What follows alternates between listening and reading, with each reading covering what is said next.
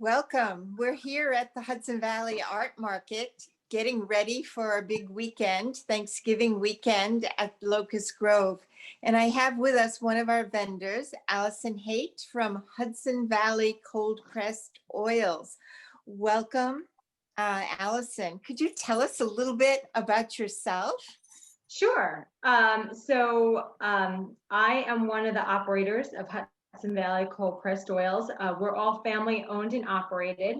I'm one of four family members that are a part of the company, and we are sunflower farmers in Pleasant Valley. So we're very local, and we actually open up our sunflower fields to the public every year. And we designate about 8 acres to the public so that they can come and enjoy the fields.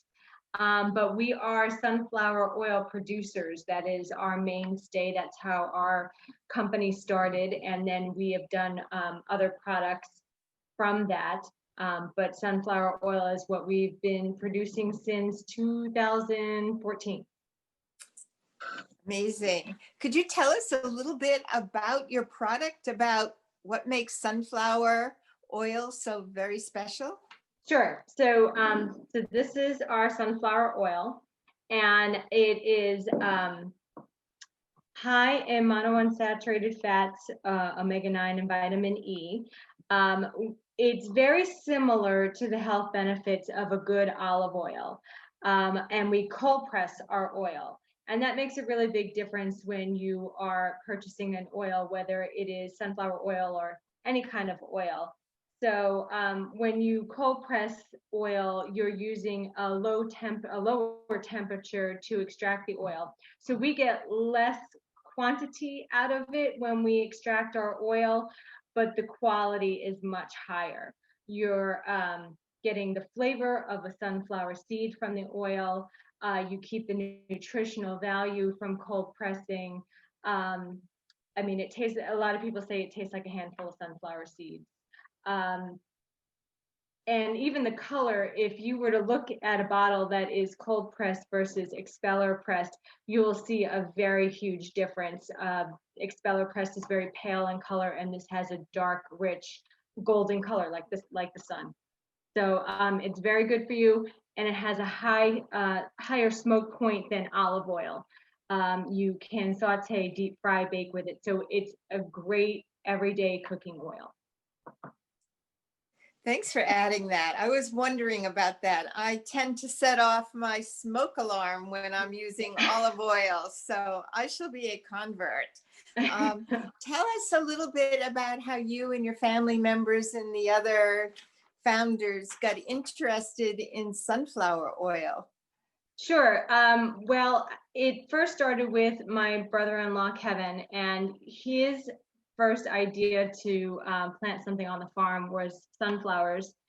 Actually, the goal was to use it as biodiesel. At that time, biodiesel prices were very high, and he thought it would be something that could be used for biodiesel. So he experimented with it, and both my husband and I are graduates of the Culinary Institute.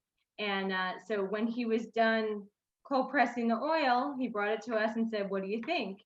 And we said, "This is not biodiesel. This is delicious. This is something you want to use in your kitchen."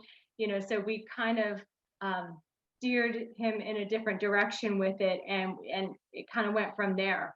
So now we have not only sunflower oil, we collaborate with a company called The Truffleist, and we do truffle sunflower oil, and we also do with the oil skincare products because it's really high in vitamin E and it absorbs really well in the skin. So we do some sugar scrubs and something we call a sun stick, which is a vitamin E roller. Can be used under your eyes, on your lips, cuts, scrapes, burns, cuticle scarring. And then we also came up with an additional product, making the sunflowers almost a no waste product. So after we're done extracting the oil, we dry it, and mill it into a gluten-free, high-protein baking flour. So there's no waste when we're using the seed. So the seed goes from oil, and then the remains of the after extracting the oil become a gluten-free flour, and it's really dark in color. You can see that it's really dark. It has 30% protein, which is really high. And then what we do from there is we take that flour and we make baking mixes with it. So we have 3 gluten-free baking mixes. We have gluten-free brownies. We just came with an oatmeal cookie mix, and it's called a brunette, which is our version of a blondie, which is a chocolate chip cookie bar, but because the flour is so dark in color, we call it a brunette instead. So I'm making my list for gifts. So do you see these as being appropriate, good holiday gifts for people? And what products will you be bringing with you? Absolutely. So these make great gifts for those who love to cook or are trying to cook or want to eat healthy, people who are gluten-free. You know, a lot of people have a hard time finding products that taste good that are gluten-free. And we will be making baskets. For the holiday season, we absolutely do baskets. We do oil baskets, oil and vinegar. One of my favorite baskets to do is we actually have a raspberry balsamic vinegar on our line. We don't produce it, but it goes well with our products. And I drizzle that over our gluten-free brownies. So I make a basket that consists of the brownies and the vinegar together. And it's one of our more popular baskets because I have people try and sample it, and the raspberry on top of the chocolate is just amazing. But we also do skincare baskets as well, and we recently started to do a little bit of merchandise that have sunflowers on it. We have sunflower socks and magnets and umbrellas, things like that, and everything is shippable, so they can come to Locust Grove and they can, you know, say, oh, well, I'd love, you know, this would be perfect for my aunt in Minnesota, and we can ship it. And we actually do shipper boxes, which look like you're opening up a present when you receive it. So kind of like a Dean and DeLuca type of thing where you open up this beautiful box and it has all the items that are in it. So we do that as well. So if people come and they think it's a great gift for someone that's not local, they can also have it shipped as well. So let's remind everybody to bring their address. Well, I guess they have on their phones their contacts, so Sure. They'll be able to give you the addresses to ship things to. Sure. I think that's wonderful. So you'll be bringing all of these things with you to Locust Grove? Yes, we bring a lot of gift baskets with us, and if they wanted to do something specific that's not already made, we can do it for them, especially if they're local. We hand deliver within 20 miles of the area, so they can do their purchase there and have it delivered even closer to the holiday date that they want it to. Right, great. So you said you're located in Pleasant Valley? Yes. Is it a place, and you said that people are able to visit you? During certain times of the year, we have agricultural events such as sunflower picking, which, like I mentioned before, we designate about 8 acres to the public every year. It's free to come, and then you can come and pick your own sunflowers. We do have a charge to pick your own flowers, but we donate a portion of the proceeds to local charities. One of the big charities that we like to support is Sparrow's Nest. So we donate a portion of the proceeds to that event, to Sparrow's Nest. And then right now, for the first year, we did a pumpkin patch. So it's exciting, something new for us. So we do have pumpkins. This is our last weekend of pumpkin picking, and we're designating that for the kids. They get to come in costume, and we do a scavenger hunt, things like that. We love being a part of the local community. That's really, really important to us. We love talking to people about our product. We love showing them what we can do with sunflowers, and just people are so happy coming to walk through a field of sunflowers, whether they're just taking pictures or enjoying the sunset from above. I love having the public come to the family farm. Wonderful. So you've been at Locust Grove at the Hudson Valley Art Market in the past.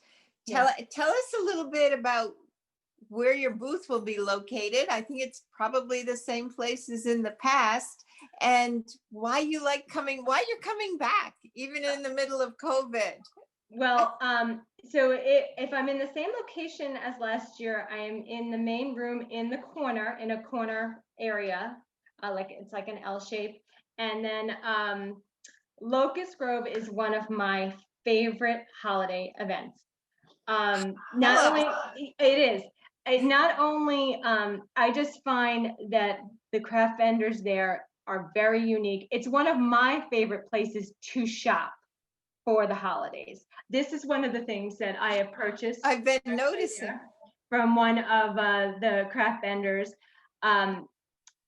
Just, I have people in my family that are a little difficult to buy for, and I can always find something unique there for them. I think there's just something for everyone. And the vendors there are so into their craft, and I love to support those kind of vendors, not only local, but just you can see how much pride that they take in their company and what they do. So it's one of my favorite places to vend as well as shop. I always try and take some time to look around and to shop for, obviously myself. Right. So do you know the jeweler's name? Is that Mario? It's Marlo. I can't remember. Yes. But that person will be there at the market this year, Marlo, right? I haven't been in contact with her, but I purchase from her every year. She's fantastic. Great. Well, it's my understanding she will be there. So okay. She Excellent. says thank you for the plug. Great. So I don't know if we have any other questions.